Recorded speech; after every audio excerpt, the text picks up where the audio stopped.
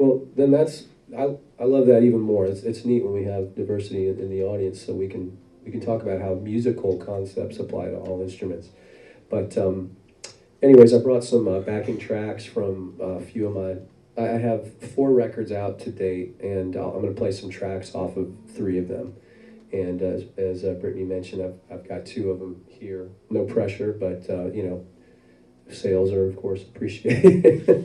But I'm gonna do some bass karaoke with the computer, play maybe some solo pieces if y'all would like to hear that kind of stuff, and hopefully talk about some concepts that'll have you thinking about making a song differently. So anyways, I'm gonna open up with my hands have gotten cold already, just so I try to keep playing before I start. But I'm gonna open up with a piece off my balance record. This is called Schizo, and this is a fun little tune that goes through sort of a journey of some different musical styles. So here we go. If the balance is whack, feel free to fix whatever we gotta do.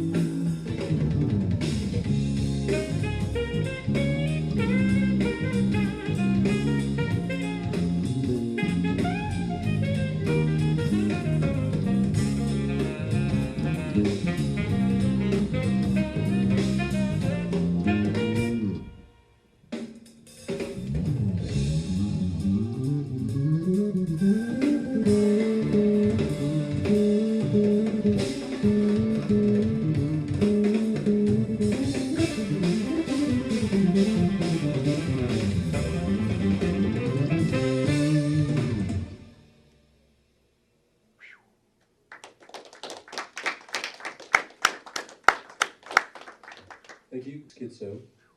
The funk. Oh. Wow. Oh man. That's awesome, man.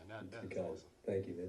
Areas occurs. One is that you tend to play harder, when you're tensing up, and that of course changes the tone. If I play a line that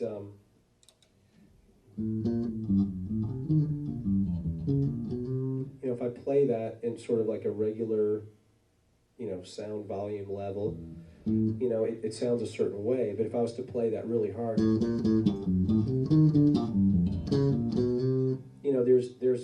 there's some compromise that's going to occur, and in this case, like to me, you're taking on the character of being more aggressive or buzzy, if you're digging in, and obviously the faster you go, the more messy that has the potential of being, because when you hear people playing fast, when they're playing super hard, and it becomes a bit of a mess. And what I always tried to do was, first of all, instead of people get sort of misdirected with what it means to be able to play with a lot of headroom or dexterity on the instrument, and a lot of players think that in order to be able to play fast, you have to practice fast. But it's actually not true. It's more about playing slow and developing better synchronization between the plucking hand and the fretting hand. That's where your speed is going to come from. Because when you develop the muscle memory at a slower pace, even if you raise the tempo, the muscle memory, if you train that effectively, it remains. So that synchronization stays there for a larger variety of tempos.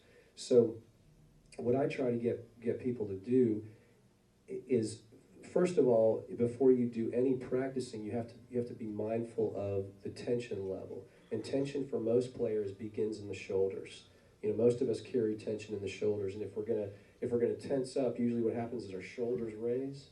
And when your shoulders raise, the bummer about that is that tension has a way of working all the way down from the shoulder, down past the elbow, all the way to the tips of your fingers. So if you are now tense up here, it's going to make everything else tenser. At the very least, it's going to make your endurance really bad, because you're not going to be able to sustain a high level of play because of all the tension that's introduced. And it's like, imagine your muscles just getting tighter and tighter and tighter, ligaments, getting tighter and tighter to the point to where you can't really play anymore. So before you do anything else, you have to monitor that. So before I ever sit down to practice, or before I ever sit down to perform, I'll, hang my bass, which another important thing is to try to practice always with your bass in the same position as when you perform. Like right now, the position that I'm in, the bass is just hanging by the strap, but if I stand up, the bass position doesn't change at all, right? So what I try to do is whatever position I'm in, this chair makes it kind of easy. I just drop my right leg, and by dropping the right leg, that lets the bass hang on its own. So that allows me the relaxation of not having to hold up the bass or do anything like that. If you practice all the time with the bass on your leg, or back to the side if you're reclining or something like that, if you're working on muscle memory oriented things or technical things in that position, then when you go to put the bass in the regular position, it's going to feel weird because now you're poised, differently, and you're not used to you're not used to the new position that you've adopted in a performance or practice setting. So once you have the bass in position, then now evaluate your shoulder tension. So you want to make sure that you just sort of put your shoulders back, take a deep breath, and then just completely relax your shoulders. And they should basically relax to the point of letting your arms just drape completely to the side. And then from that point, with your shoulders relaxed, you bring your hands to the instrument, still with your shoulders relaxed, making sure, and for a lot of players, even that act of bringing their hands to the instrument will automatically introduce tension in the shoulders. So you have to go out of your way to find this stuff, because a lot of us have been doing it for so long, we don't even realize it's there. Bring your hands to the instrument, and then from that point, now you want to adopt an approach where you don't play any notes, you don't begin an exercise, you don't begin a performance until you know that you're completely relaxed first, and then you go to work. Now the thing with speed, as I mentioned before, it's more an issue of synchronization than anything else. So I'm going to share with you all an exercise that I call it a doubling exercise, and this is where you're probably going to see some incredible marked improvement in your speed and dexterity on the instrument. What do most people do when they're trying to get faster?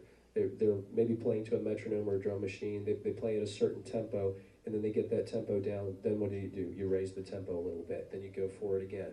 And it's exactly how I used to practice the same way. Let me load a little metronome program while I'm talking.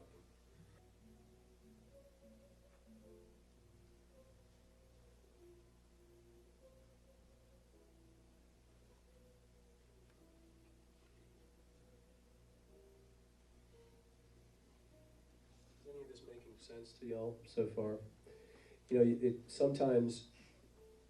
Sometimes the goal requires a completely different path than what you might imagine. This is an example of those things. Sometimes you have to fool your mind into going a different way before you can finally cross the next hurdle.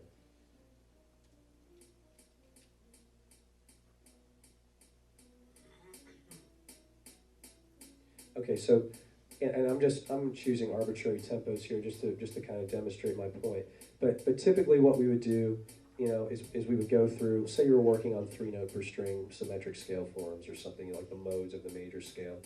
What we do, I'm at 80 beats per minute right now. So say I was doing like eighth notes at 80 beats per minute.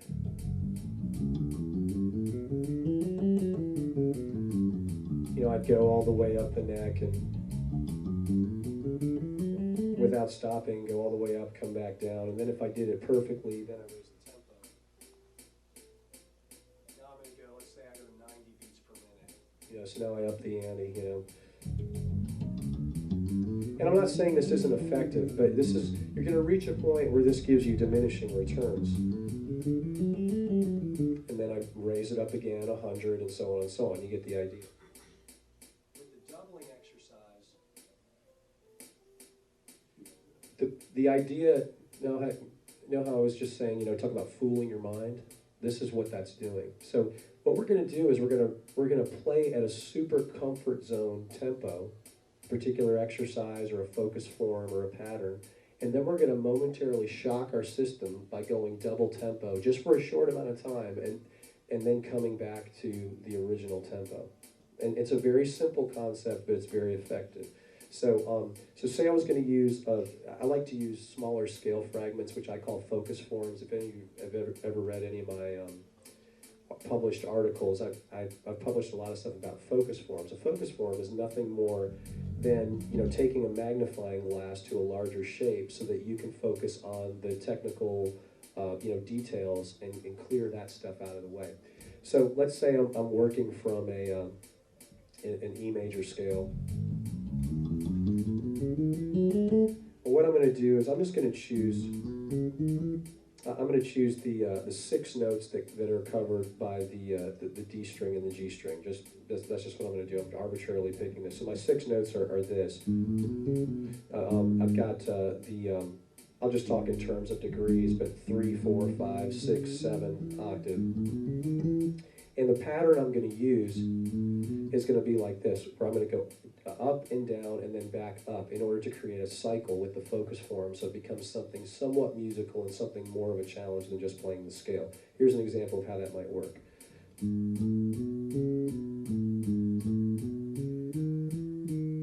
Now that's my form, so I keep repeating that. It's a 2-measure phrase. 1, 2, 3, 4, 2, 2, 3, 4. So what I'm going to do is I'm going to play this 3 times in a row, and then on the 4th time, I'm going to double the tempo of what I play. So this is what that's going to sound like. 1,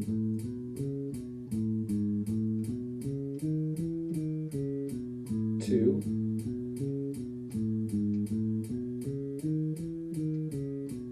3. Now I'm going to double the tempo.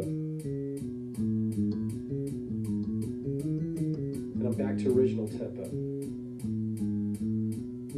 This is the first time. 2.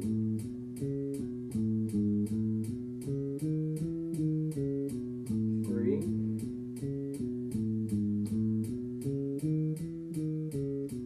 4. So if you're doing this effectively, what happens is you're in the comfort zone. You've got 3 in a row that reinforce something that's very comfortable and very much already under your fingers. When you get to the 4th iteration, you're sprinting. It's like you're jogging, and then you sprint for a short time, and then you're jogging again. So you're spending the majority of your time jogging, and then you do these interspersed sprints.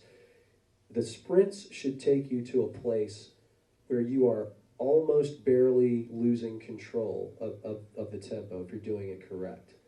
And I don't know if any of you were watching my right hand, but I was using very deliberate 1-2 alternation the whole time. So if you watch my right hand finger, I was going 1 2 1 2 1 2 1 2 1 2 1 2 1 2 1 2.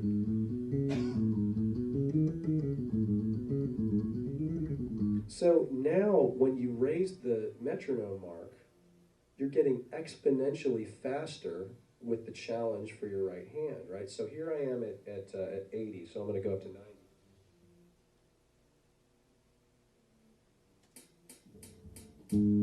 1,